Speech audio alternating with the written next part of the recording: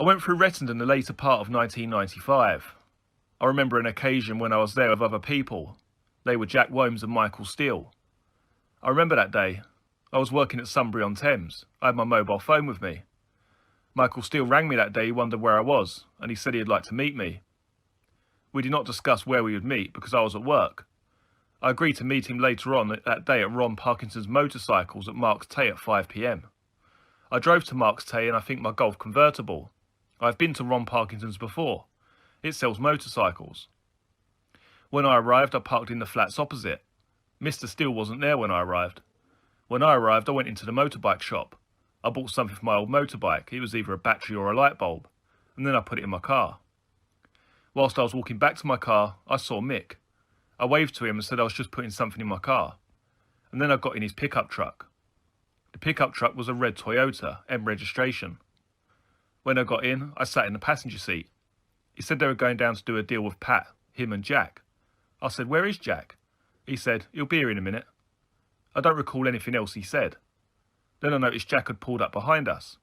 Jack was in a beige Volkswagen. It was a B registration. I had sold this car to Michael Steele. When he pulled up, he got out and spoke to Mick. I don't really recall what he said. Then he got back in his car. Then we pulled off onto the A12 heading towards London. I was with Mick in his Toyota and Jack behind us in his Volkswagen. I can't recall exactly what was said, but he said we would meet Pat and there was going to be a drug deal, or we were having a drug deal, I can't remember. At that time, I didn't know where we were going. Mick said Jack would show me where the deal was going to be. He said, "Did I know the place?" I said, "No." He said, "Don't worry, Jack will show you." Nothing happened on the journey, just normal chat. He told me I was going to swap cars, and I was going to get in the car with Jack, and he was going to meet Pat on his own. We stopped in a lay-by near the Halfway House, which is a pub restaurant on the A127. When we stopped in the lay-by, I got in the car with Jack, and Mick was going to the Halfway House. We got to the far end of the lay-by gates, and we swapped drivers. Jack was to swap the number plates. I got my feet wet. Jack was wearing overalls and wellies. I remembered the wellies more than the overalls because they were new. When we stopped, Jack got out to stick the new number plates over the existing plates, but they wouldn't stick as it was too wet. I saw the number plates he was trying to stick on. They were B registration as well, and they were brand new. When the plates couldn't be stuck, they were put in the back of the car, and he said, "Drive down to the Halfway House pub." I'd been to the pub, only as a child, or driving past on the way to Southend.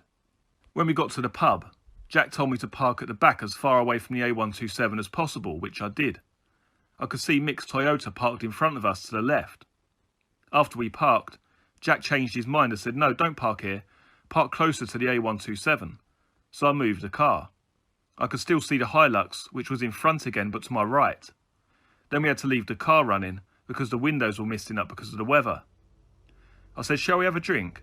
And Jack said no. Then he said we were waiting for Pat to arrive and to go to a meeting point. Shortly after that, he said, "Right, go." I saw a dark-coloured Range Rover when he said that. The Range Rover drove in and parked next to Mickey's Hilux. I couldn't see who was in the Range Rover. Jack then told me to drive off and up the slip road by the pub and back down the A127 to Southend. So that's what I did. Then he gave me directions down the A127 and onto the A130 to Chelmsford, I think.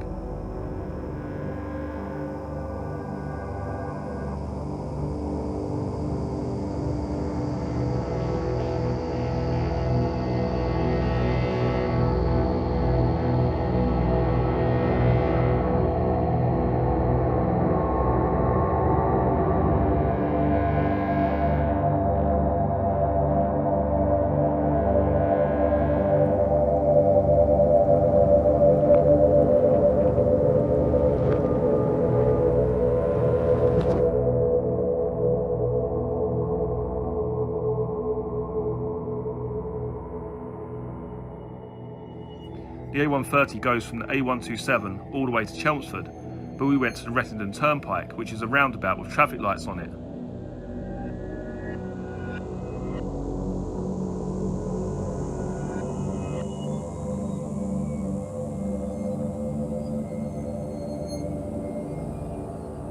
I went straight over to carry on towards Chelmsford, on the other side of the Rettendon Turnpike. I went up the hill, back down the hill and out the other side. Jack then said, "Slow down and take the next right," which I did.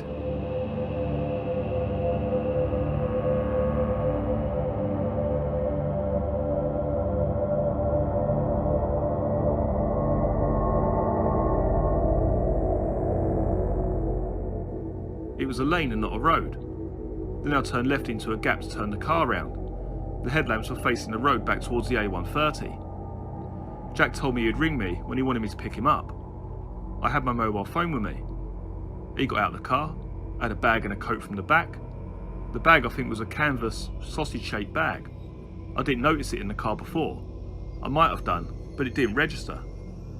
He told me he'd ring me when he wanted me to come pick him up, so I pulled off and went right towards Chelmsford. I drove down the road to the first point I could turn around to a petrol station, then I drove back up the road and parked in a pub on the left-hand side of the road. I left the engine running and checked my phone to see I had a lousy signal, so I moved to get a better signal up the road.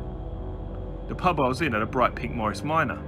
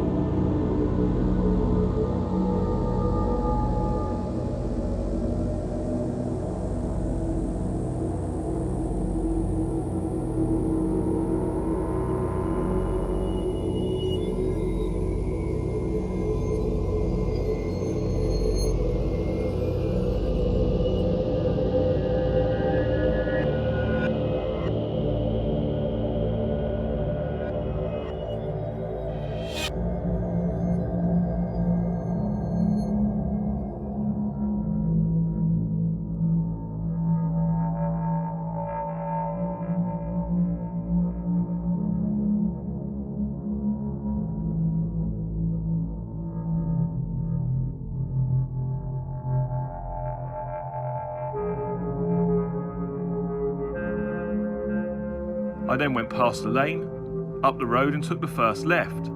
I went up that road, turned around, the first left up there, then came up and parked outside the first house on the left and waited for him to ring. I didn't wait very long. My phone rang. Jack said come and pick us up, and hung up. I think I might have said okay. I turned right, went back down the road, and had to wait for a few cars to go past so I could turn right into the lane. Then I turned the car round to face the road again. I didn't see anyone.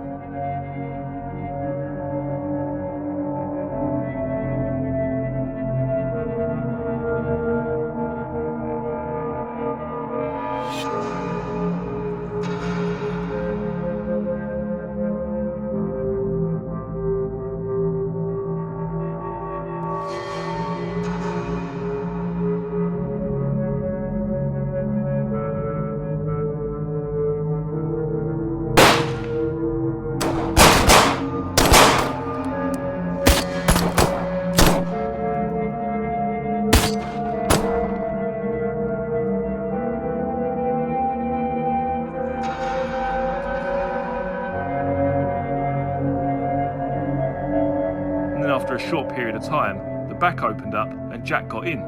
I didn't notice the interior light come on. I said, "Where's Mick?" He said he won't be a minute, he's just dropped something. Jack was sitting between the back seats talking to me. Then Mick opened the passenger door of the car and the interior light came on. When the light came on, I was looking at Jack. I noticed he had surgical gloves on and something that looked like blood. Mick said, "Turn the interior light off." Mick had just shut the door about the same time. Then he said, "Let's get going." He said, "Go left towards the Rettendon Turnpike." So I pulled out. Something clicked in my mind that something had happened. I pulled out in front of a car. Mick asked if I was okay. I said yes. And as we drove up the road towards the Rettendon Turnpike, Mick said, "They won't fuck with us no more." And Jack said, yeah, it was quite funny, because when Mick had shot one of them, the fucking gun fell apart. He kept asking me if I was okay several times.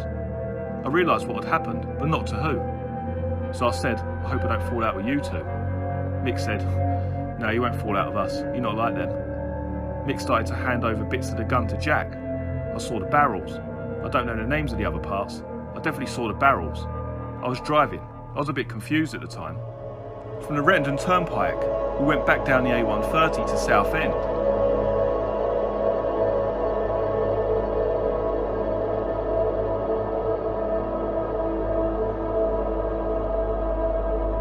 Then at the roar of traffic lights, I turned left, straight to the bottom of that road.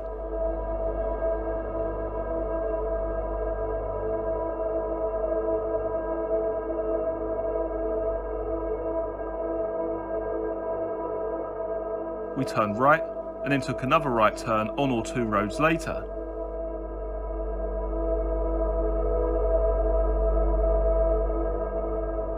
As we went up the road, there was a pub on the right hand side, the Hungry Horse or Hungry Hippo, something like that.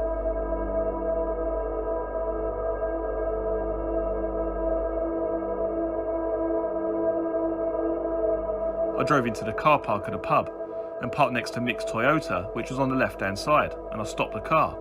They got out and I was still sitting there. Nick had opened up his Toyota and told me to go and get in, which I did. Then they were getting changed, sort of thing. Mick was taking off his wellies, taking his overalls off over his wellies, then slipping his shoes on. Boiler suit and wellies were put in the pickup, and Jack did the same. And then we drove off. Mick drove in the Hilux with me in the passenger seat, and Jack was behind us in the Passat.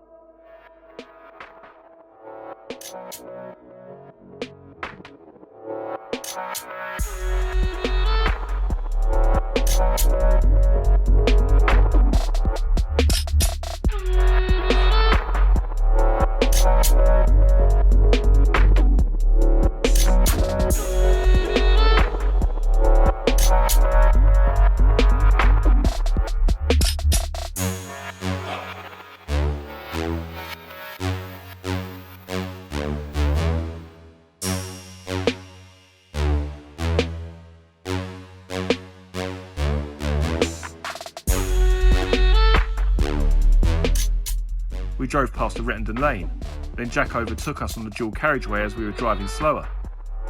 There was some conversation in the car with Mr. Steele. He said that Jack was a very cold-hearted person. I said, why? He said, well, first of all, when we stopped down the lane, a gate had been shut. So I got out of the Range Rover, I didn't know where Jack was. Then Jack went into the Range Rover and just shot all three of them. Jack handed Mick a gun, and Mick shot them. Then he said once that had happened, Jack reloaded his gun and shot them all in the back of the head. I can't recall anything else that was said. I did say, can we stop and have a drink? Mick originally said, yeah, good idea, as Mick looked shaken up. But as we got to Mark's Tay, he said best get home straight away. Then I got in my car and headed back to Braintree.